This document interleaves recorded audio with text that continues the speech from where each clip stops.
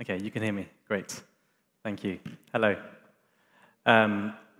So the title is actually Good Christian, Bad Roman. It's a question mark at the end, and you'll see why, hopefully. So by way of introduction, let me first of all state that I'll not be seeking to approach this discussion so much from an academic perspective, although I will try to present historical data wherever relevant.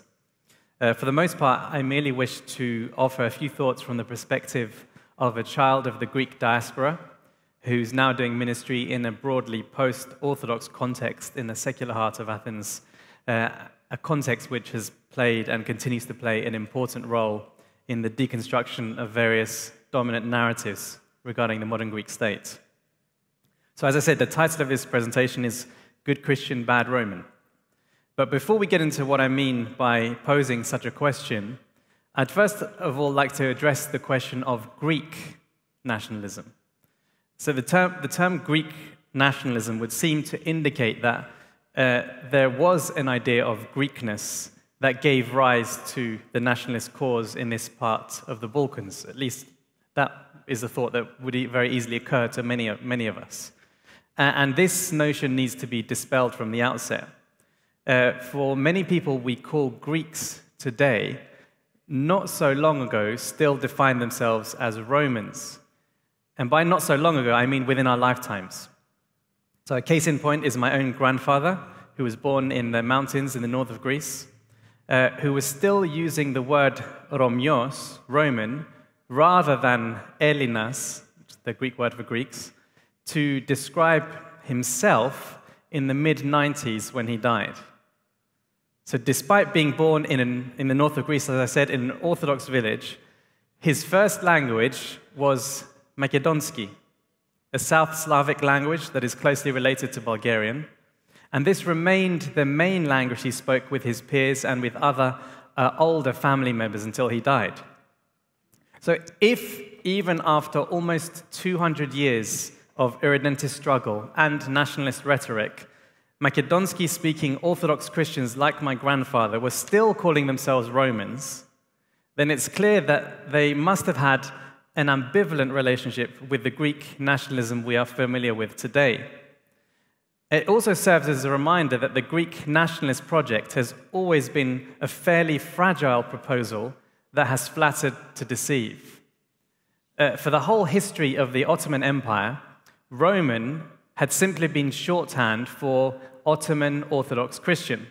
There was no ethnic component at all in this denomination. Greeks, Slavs, Albanians, and Vlachs were all included. Thus, since the connection between the idea of Greekness and Orthodoxy was virtually non-existent before 1821, there was a need to generate a sense of a Greek national identity in concert with Orthodoxy and then find a way to mainstream it in Greek society, in society. And so this entailed a systematic discrediting of the idea of Romanness to decouple it from Orthodoxy, which would then prepare the way for Orthodoxy to be reimagined as a Greek reality in the burgeoning national consciousness. So, for example, we may observe some common slurs arising during this period, such as Romeikos kavras, Turkikos halvas, so Roman fight, Turkish delights, or Pende Romii, Deka gnomes, 10 Romans, 10 different opinions. The implication being that the Roman identity was a lesser and more debased identity compared to the noble classical Greek one that they were trying to import. Even the so-called language wars may be viewed through this lens. So we might scratch our heads today over why there was such a strong reaction in 1901 to the translation of the New Testament into the Greek vernacular. However, the suppression of the vernacular was all part of this process of decoupling Orthodoxy from its old Roman identity and attaching it to a new Greek national identity.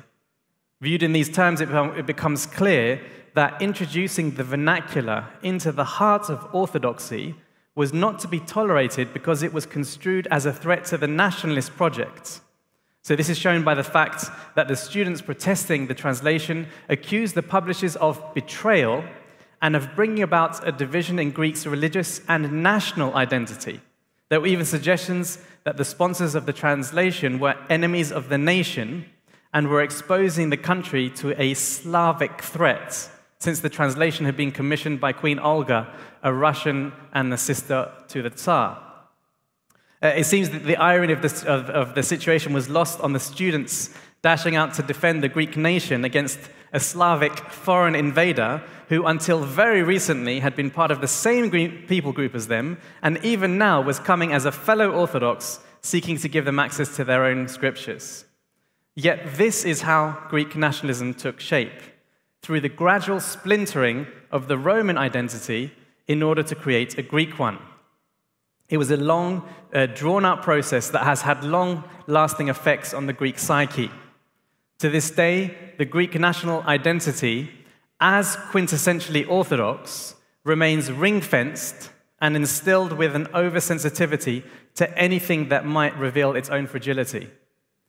And so this is where my first use of the phrase, good Christian, bad Roman, comes in, since it serves well as an overview of the early history of Greek nationalism.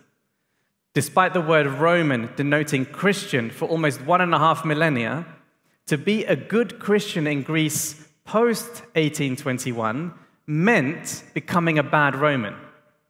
A Roman identity implied a continued affinity with our surrounding Orthodox neighbors in the rest of the Balkans, and was therefore to be rejected as a threat to the Greek national project.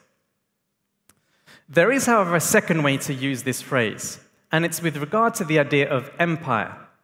After all, the word Roman is more often than not associated with empire. In our case, the Eastern Roman or Byzantine Empire. Even during the Ottoman period, the memory of the Roman Empire persisted in the Millet Rum, which literally means Roman nation. And there was always a dream for it one day to be restored. And so the Greek nationalist project sought to resurrect this idea of empire, but in a new nationalist form, displacing the Roman nation, the Millet Rum, with the Greek one. And obviously this ended up displacing all of the other ethnic groups who were originally part of the Millet Rum, and just replacing with this one homogeneous entity, which is the ethnic Greeks. And so these efforts at empire building were encapsulated in the so-called Megali Idea, the great idea, which did at some point briefly succeed in delivering a Greece of 2 continents and 5 seas. Even though the Megali Idea eventually died in the 1920s, the displacement effect was complete, with the Greek nationalist project becoming the new standard-bearer of imperialist dreams. It's no coincidence that the 2-headed eagle, the symbol of empire, has been appropriated by Greek nationalists, and even more significantly, by the Greek army and the Orthodox Church. So nowhere is the idea and the symbol of empire more on display than the buildings of the Greek Orthodox Church, the churches, and the Greek army, with the Greek flag sitting next to the 2-headed eagle of the empire. This marriage of church, nation, and state, on full display for all to see in daily life, formed a kind of unholy alliance in the new Greek state, making life difficult for anyone wishing to practice Christianity outside the bounds of orthodoxy. Due to its self-understanding as the standard-bearer of empire, the natural instinct of the Orthodox majority was to be fairly territorial. If the Greek national identity was Orthodox, then non-Orthodox expressions of Christianity were to be considered non-Greek, since to allow for their Greekness would be to undermine Greekness itself within the context of this national project. In practice, this meant that religious minorities were historically relegated to the status of second-class citizens, ironically much like the Orthodox themselves had been as subjects of the Ottoman Empire. So as evangelicals, by no choice of our own, our relationship to our Orthodox brothers and sisters has always been mediated through the rubric of empire.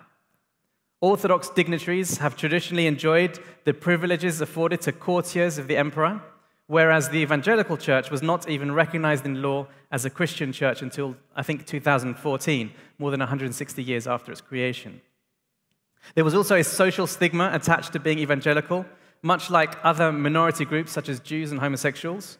And even to this day, many evangelicals will not divulge that they are evangelical in their workplace for fear of repercussions. So just an example, my mother works for many years as a teacher at a Greek school in North London that served the diaspora community. When one of her co-workers discovered that she was evangelical, she promptly went to the headmaster the very same day in order to get her fired, simply for being non-Orthodox in a Greek school. And she only saved her job by pulling out her Greek ID card, which stated her religion as Greek Orthodox.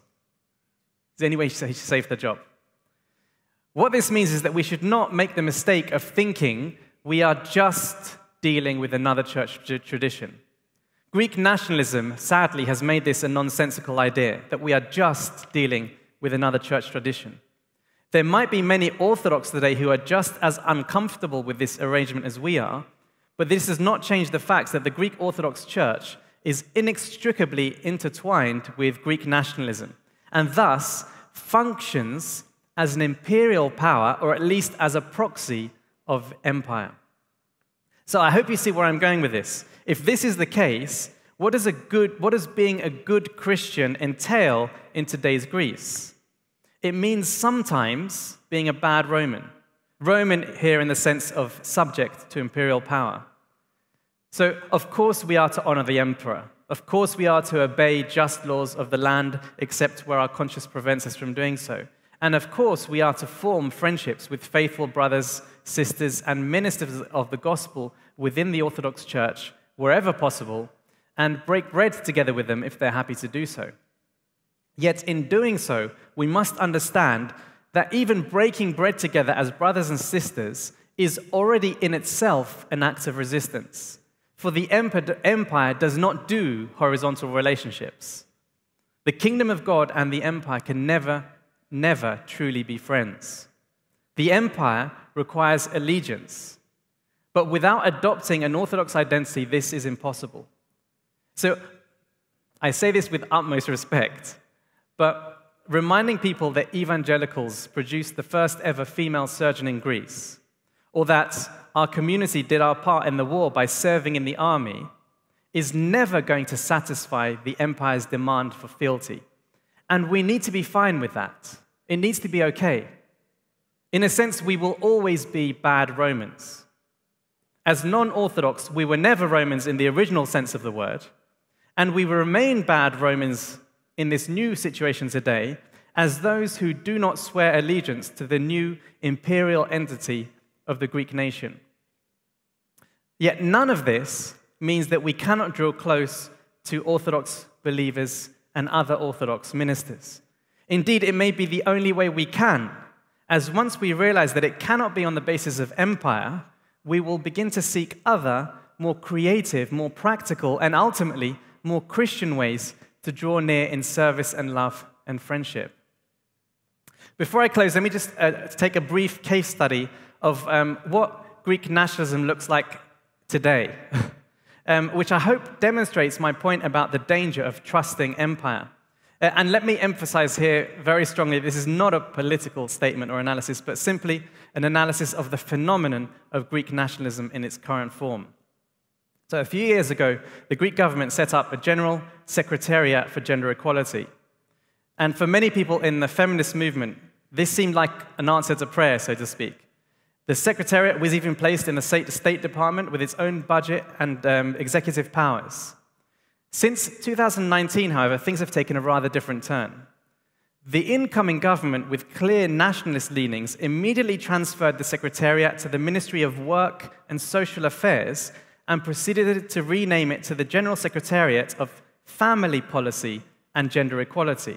So this was a clear indication that the issue of gender equality was no longer a matter of society-wide policy, but more narrowly of work and family. In short, the government was telling women, as long as you work and make babies, we will try and make your life easier. And perhaps this made sense for a more conservative government to do. it seems like the kind of thing they would do, just to bring the focus back onto the family. But it didn't stop there. A year later, they fast-tracked the creation of a whole new department within the Ministry of Work and Social Affairs called the Department, a new word now, of Demographic and Family Policy. And then what they did is they subsumed the General Secretariat of Family Policy and Gender Equality into this new department, in the process taking away its budget and powers and giving them to the junior minister in charge of the new department. So the General Secretariat was then renamed once again, a second time renamed, to the General Secretariat of Demographic and Family Policy and Gender Equality. And in a final twist, the term gender equality was completely left out of the job description of the junior minister in charge of the new department.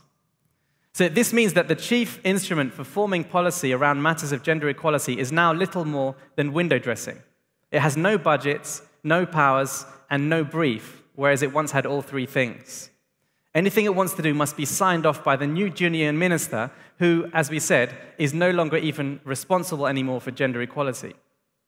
And this same junior minister, in the meantime, one of her first acts was to create a campaign together with the Orthodox Church and one of the major banks to give money to Greek families who live in remote parts of Greece who want to have children. So in short, the agenda for gender equality has been completely replaced with an agenda for replenishing the dwindling stock of Greek babies to build up the Greek nation, especially in certain coastal areas where more immigrants are entering the population. You see what's happening there? There's a need to buffer the Greek state to retain this this idea of this homogeneous entity. And this is how nationalism works. So obviously the women who campaigned to create the General Secretariat are bitterly disappointed, but they shouldn't be surprised. This is how empire functions. The Greek nationalist project might be as fragile as it ever was, but the alliance of church, nation, and state is still very much in place. They're all willing actors and agents in this ongoing scenario. At the end of the day, as Christians, we do not desire any form of identification with Rome. So whether showing toleration or actively oppressing and suppressing, Rome remains an institution that is spiritually other to the church. One cannot be a good Roman and also a good Christian. And it is to our peril when we attempt to do so. As Reformed Christians, we often say that being good citizens of the city of God should make us great citizens of the city of man. And there's a great deal of truth in this. Being faithful to Christ should turn us into good neighbors. It should make us less politically partisan. It should lead us to works of service. But there is one place it cannot and will not lead us, and that is into the arms of the emperor. So when I see evangelicals getting worked up, more worked up, about privileges granted by the government to our community than about friendships being cultivated with gospel-believing Orthodox priests, I do wonder if we're seeking to be good Romans rather than good Christians. Understanding that to be good Christian, we sometimes must be bad Romans is really the only way we can start making authentic moves towards our Orthodox context and our brothers and sisters in there. For they are being equally oppressed by the legacy of Greek nationalism. And it's there that we will ultimately find common ground. For while the gospel has no qualms about appealing to the emperor, it will have no expectation that he will grant a hearing, and it does not base its plans on the emperor's good pleasure. Rather, it focuses its attention on those outside his reach, those on the margins, those not in thrall to his power, those who are being called out of the empire to serve the one true King, the Lord Jesus Christ. Thank you.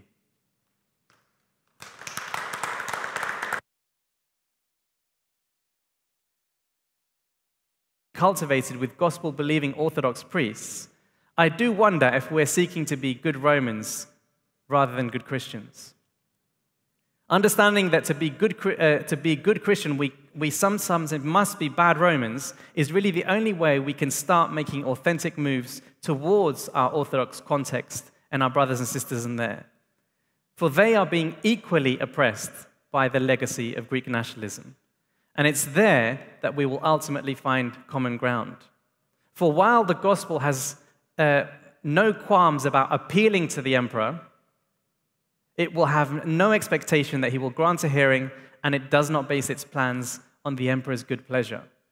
Rather, it focuses its attention on those outside his reach, those on the margins, those not in thrall to his power, those who are being called out of the empire to serve the one true King, the Lord Jesus Christ. Thank you.